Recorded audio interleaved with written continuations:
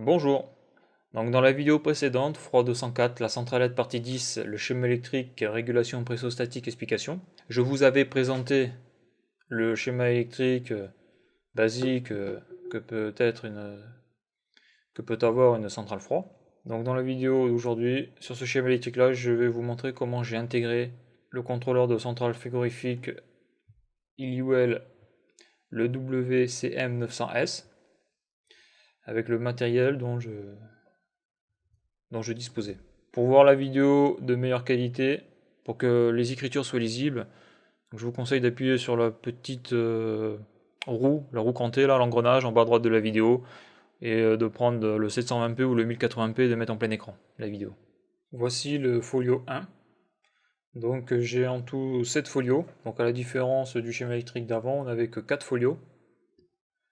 Donc on peut voir qu'au niveau de la puissance par rapport au schéma électrique d'avant, eh bien ça change pas. En tout cas sur cette partie-là de la puissance, c'est exactement la même chose. On a toujours l'interrupteur sectionneur en tête de l'armoire. On a toujours donc de départ compresseur, hein, donc interrupteur différentiel pour le compresseur numéro 1. Donc là le compresseur, le ventilocondenseur, les GV2 et la commande du compresseur. Donc là c'est la même chose, mais là c'est pour le compresseur numéro 2. Interrupteur différentiel du compresseur numéro 2, GV2 du compresseur numéro 2, contacteur moteur du compresseur numéro 2. Donc pareil pour le ventilocondenseur et pareil pour la commande. Donc là on voit que j'ai des renvois de folio.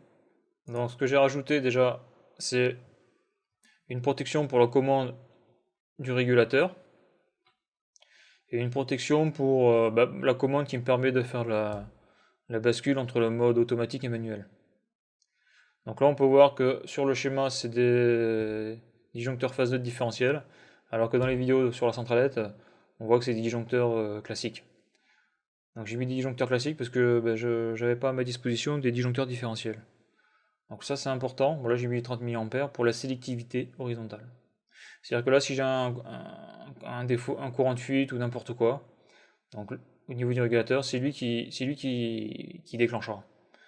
Donc moi j'ai mis des disjoncteurs classiques, donc le problème c'est que si j'ai un défaut ici, là, ça va remonter et ça va aller après l'interrupteur sectionneur de l'armoire, ça va aller au différentiel qui est en tête là. Et donc au niveau de la sélectivité, c'est pas bon parce que ça va faire tomber toute la puissance de tous les compresseurs. Donc c'est important dans les centrales froides, c'est la sélectivité horizontale. S'il y a un organe qui est défaillant, il ne faut pas que toute la centrale soit en carafe. On voit bien sur les compresseurs là, c'est bien séparé. Donc là j'ai mis des différentiels.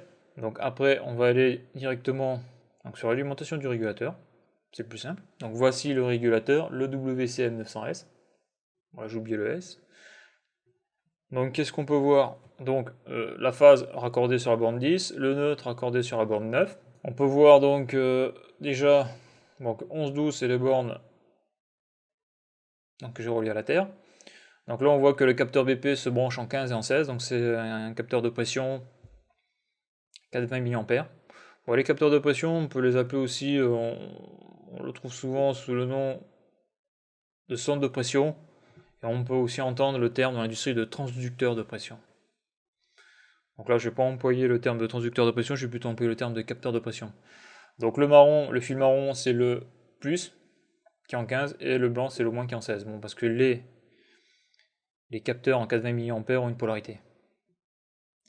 Donc pour l'HP c'est la même chose. Le marron 17 plus, le blanc 18 moins. Donc là déjà j'ai raccordé mes capteurs de pression sur le régulateur. Donc après je me sers donc de la borne 3-4. Donc ça, bon, si vous avez vu les vidéos sur la centralette, le régulateur, il y a plusieurs étages de bornier. Hein. Donc ça, c'est l'étage qui concerne que l'alimentation, le branchement des sondes et le contrôle donc, de la bascule entre le mode manuel et auto. Donc par le biais justement de ce contact, le 3-4. Donc quand le régulateur est bon, le 3-4 est passant. Lorsque le régulateur est HS, ce contact-là s'ouvre. Donc avant d'aller voir ce contact-là, je vais revenir à l'alimentation régulateur et je vais partir à l'alimentation commande. Voilà, donc voilà la commande que j'ai rajoutée. Donc la commande. Donc on voit que j'ai rajouté 3 contacteurs auxiliaires. Donc K7 pour le mode manuel, K6 pour le mode auto, K8 pour le mode secours. Donc ça j'expliquerai après ce que veut dire le secours. Donc j'ai mis un bouton tournant en 3 positions. Donc 0 arrêt, position sur 1 manuel. Donc manuel c'est le mode dégradé, c'est le contrôle de la centrale par les pressostats HP et BP. Donc de la centrale. Pour le compresseur numéro 1 et le compresseur numéro 2. Après le mode auto. Donc le mode auto lui est automatique, donc c'est le régulateur qui contrôle la centrale. Donc là on le voit là, donc les renvois de folio, l'alimentation, parce que là bien sûr c'est l'alimentation de la commande. L'alimentation par du disjoncteur différentiel phase neutre. Donc j'arrive ici, donc la phase arrive en K6 sur le NO. Donc arrive sur le bouton tournant entre positions et arrive sur ce renvoi de folio et on voit régulateur HS, donc on doit aller donc en 4. En 4 on arrive sur ce contact. Donc ce contact c'est un petit peu comme pour les automates le chien de garde, c'est-à-dire que s'il a un problème lui il s'ouvre. Donc s'il est bon il est fermé, il arrive ici et il alimente K8. Ça veut dire que quand l'automate est bon, donc K8 est alimenté, K8 est fermé. Donc là on le voit quand je suis en auto, K6 est fermé.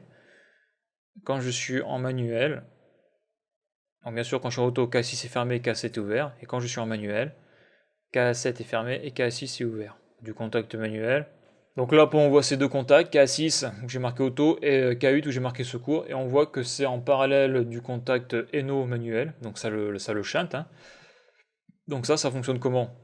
Quand je suis en mode automatique, donc le NO du bouton tournant entre positions est fermé sur le mode auto, mais celui-là reste ouvert. D'accord? Donc si le régulateur est correct, K8 est fermé, donc le NC ici est ouvert. Par contre, K6, comme je suis en mode automatique, le contacteur auxiliaire est fermé, donc ce contact-là est fermé. Mais comme le contact K8 est ouvert, le courant s'arrête ici, quoi. Donc l'intérêt c'est quoi? C'est que donc je suis en mode automatique, le régulateur crame, donc K8 va s'ouvrir, donc le NC qui était ouvert, comme K8 n'est plus alimenté, donc K8 s'ouvre, donc le NC va se refermer, et comme K6 est fermé, le courant va passer directement donc par ce fil là, le 6 là, et va alimenter K7 qui va se fermer. Donc, alors que le NO du bouton de tournant est ouvert. Donc voilà comment se fait la bascule entre le mode auto et manuel. Donc après il faut voir exactement que contrôle K7 et K6. Comme on peut le voir sur K7, j'ai par rapport à mes références croisées, j'utilise 4 contacts NO. Et sur K6, j'utilise 5 contacts NO. Donc folio 3-4. Folio 3K, donc folio 3 ça va être le compresseur numéro 1 et folio K ça va être le compresseur numéro 2. Donc on va aller faire un tour là-bas. Donc là on va faire le compresseur numéro 1. Donc voilà la commande. Donc là où il y a marqué modif, c'est ce que j'ai rajouté au niveau du schéma électrique par rapport au schéma électrique précédent. Par exemple, j'avais la chaîne de sécurité qui était au milieu de ma ligne de commande. La chaîne de sécurité, je l'ai mis en tête. C'est indispensable parce que ça soit en automatique ou en manuel, la chaîne de sécurité c'est la même. Et donc s'il y a un défaut sur la chaîne de sécurité, il faut absolument arrêter le compresseur. Bon, par contre, ce schéma électrique là, les modifications que j'ai faites sont pas super. Pour une centrale froid, parce qu'il y a un défaut sur mon montage. Donc là, on peut voir que j'utilise K6 auto, K7 manu. D'accord? Et on peut voir que sur le compresseur numéro 2, c'est toujours K6 auto, K7 manu. Bon, là, j'ai que deux compresseurs, mais c'est un très très gros défaut. Parce que K6, K7, ces contacteurs auxiliaires sont contrôlés donc par la même commande, c'est-à-dire le Q2 là. Donc si le Q2 là déclenche, donc s'il s'ouvre, eh bien tous mes contacteurs auxiliaires vont s'ouvrir. Donc si je suis en auto, le contact K6 va s'ouvrir, mais pour le manu, le K7 c'est pareil. Donc ça aura pour conséquence que toute ma centrale va s'arrêter. Donc on le voit parce que K6 c'est un NO, K7 c'est un NO. Bon, lorsque j'ai fait ce schéma électrique là, j'avais pas beaucoup de temps. Parce que bon, là je rappelle que c'est un schéma électrique que j'ai utilisé sur une petite plateforme pédagogique. Donc c'est pas un schéma que j'utiliserai sur une vraie machine de production, quoi. Et là on voit que c'est pas bon. C'est pas bon parce que sur un bon schéma électrique pour une centrale froide sur un mode automatique et mode dégradé, eh bien pour le mode automatique, j'aurais dû utiliser un contacteur auxiliaire, comme on peut le voir dans les vidéos, là, les mini contacteurs auxiliaires débranchables. J'aurais dû utiliser un contacteur auxiliaire pour chaque compresseur. Et j'aurais utilisé donc le NC, par exemple un contacteur auxiliaire supplémentaire pour le compresseur numéro 1 et un autre contacteur auxiliaire pour le compresseur numéro 2. Et j'aurais utilisé le NC pour le mode manuel. Par exemple, ma bobine crame, le contacteur auxiliaire s'ouvre, mon NC se ferme et je bascule tout de suite en manuel. Et donc l'auto, sur un contact NO. Par exemple, là, au lieu d'avoir K6, K7, j'aurais eu un autre contacteur, par exemple, j'aurais appelé KA10. Et là, j'aurais eu le NO de KA10 et le NC de KA10. Donc là, c'est bien important parce que comme on peut le voir, si mon disjoncteur de commande tombe, je perds tout. Je perds tout, et on le voit bien sur le point schéma électrique de la centrale froide, même sur celui-là. Chaque compresseur a son disjoncteur de commande, et c'est pas pour rien. C'est que s'il y a un défaut sur une des commandes, il ne faut pas que ça pénalise les autres compresseurs. Donc voilà, donc comme j'ai pas pu avoir des mini relais débranchables comme on peut voir dans la vidéo, là, pour les mini relais qui avaient déjà en place dans la mort de commande, bon, j'ai utilisé des contacteurs auxiliaires classiques, là, les gros, et donc obligatoirement j'ai été un peu plus limité. Donc l'explication du fonctionnement. Donc là on voit K1, ça n'a pas bougé, c'est le contact NO de la chaîne de sécurité. Je vais d'abord parler de ce qui ne change pas. Donc là on a toujours le pressostat BP Pump Down. Là on a toujours la tempo travail T1, donc c'est l'anticourt cycle. Et à droite on a KM1 qui est l'automaticien. Donc là ce qui change là, donc K7 c'est le mode manuel. Donc lorsque je bascule mon bouton tournant entre position sur menu, donc le contacteur K7 se ferme, le NO se ferme. Donc bien sûr si ma chaîne de sécurité est valide, est bonne, est à 1. Le courant passe. Si la BP est supérieure à la valeur d'enclenchement, donc le Q-TIN, lui il se ferme, le courant passe. Donc après, bien sûr, si la tempo anticourt cycle, donc qui est ici, la T1, là, a été effectuée, donc par exemple 6 minutes, là ça sera fermé. Donc le courant va passer. Ça va alimenter KM1, KM1 va se fermer, l'automaticien va se fermer, ce qui va ouvrir le NC de KM1, couper la résistance de Carter et couper la tempo de travail anticourt cycle. Donc là après le compresseur fonctionne en mode manuel, donc c'est-à-dire en fonctionnement pressostatique, contrôlé par le pressostat BP Pump Down, jusqu'à ce que donc, la valeur du diff soit atteinte et coupe le compresseur. Donc souvent dans les vidéos que j'ai faites avant là, quand je parlais du Q-TIN, c'était pour par exemple sur le montage 3, donc c'était pour un arrêt, un single pump down amélioré. J'avais mis en Q-TIN un bar 6 et j'avais mis un diff qui me faisait couper le compresseur à 0,5 bar. Donc là c'est une centrale froide, donc les valeurs c'est pas les mêmes, hein. C'est à faire suivant l'installation réelle et les températures d'évaporation. Donc là ça c'est pour le contrôle du compresseur en manu, et là on voit sur le HP1 donc, qui contrôle le ventilo-condenseur numéro 1. C'est la même chose, là j'ai mis un K7, donc manu.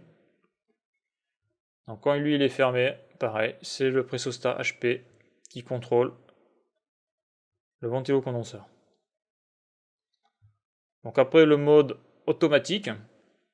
Donc le mode automatique en réalité il se greffe en parallèle de cette commande là, quoi. C'est-à-dire que le mode automatique shunte le pressostat BP Pump Down, shunte l'anticourt cycle qui est ici en T1. Et parce que l'anticourt cycle sert à rien dans le sens où le régulateur a déjà 6 ou 7 tempos réglables, donc il a tout ce qu'il faut pour faire ce genre de choses. Alors, donc K6, j'ai mis K6, donc K6 c'est le contacteur auxiliaire auto. Donc quand je bascule en auto, donc lui il se ferme, bon lui il reste ouvert. Et là c'est le contact du régulateur, donc la sortie 1. Donc si le régulateur est en demande, ce contact là sera fermé. Si le régulateur n'est pas en demande, il sera ouvert. Donc là je suis en auto, Si la BP est trop forte, donc lui va se fermer.